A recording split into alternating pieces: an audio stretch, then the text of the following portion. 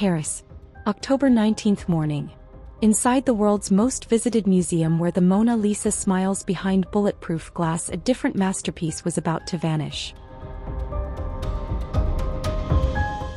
Priceless crown jewels were stolen.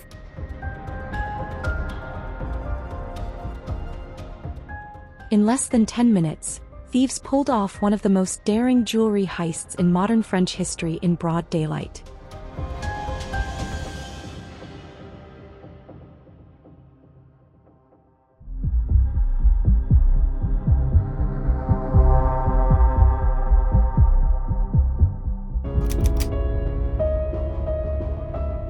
Just before dawn, a small truck stopped outside the Louvre. Mounted on it, not a weapon but a tool of Parisian convenience, the Monty Mobile's an electric ladder used by movers to hoist furniture through apartment windows. But today it would lift something far more valuable.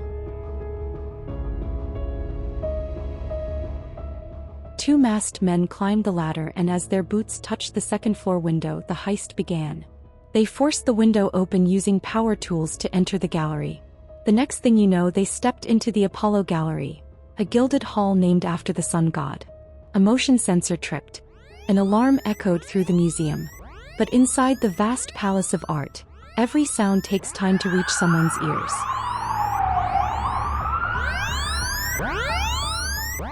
In the middle of the 200-foot-long gallery stood two reinforced glass cases, containing the crown jewels of France's Second Empire. They smashed the cases, grabbing 8 priceless artifacts. Among them, a tiara and brooch belonging to Empress Eugenie, wife of Napoleon III. An emerald necklace and a pair of emerald earrings from Empress Marie-Louise.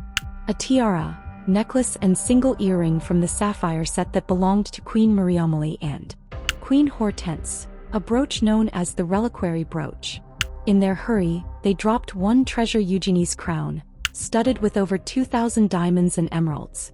It was later found on the gallery floor, damaged. 5 staff members were nearby. Following protocol, they didn't chase the intruders.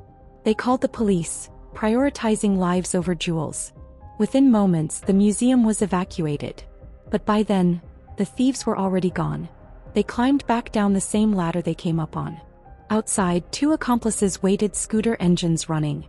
Within seconds, 4 men disappeared into the maze of Paris streets, taking with them treasures that once belonged to an empress. By Monday, 60 investigators were on the case, combing through camera footage, interviewing witnesses and lifting fingerprints from shattered glass. The Paris prosecutor, Laure Becue, said the robbers were professionals, quick, precise, and gone before anyone could react. An art crime investigator said the Louvre Museum robbery exposed vulnerabilities in security and that museums around the world would fear copycat thefts. It's a crazy story, you know. We could say this is the heist of the decade. If you target the Louvre, the most important museum in the world, and then get away with the French crown jewels, something was wrong with security. So can they be sold? These pieces, you cannot sell them. They are too well known. They are all around the world now in the newspaper, so they cannot sell them in their entirety. So they have to cut them down.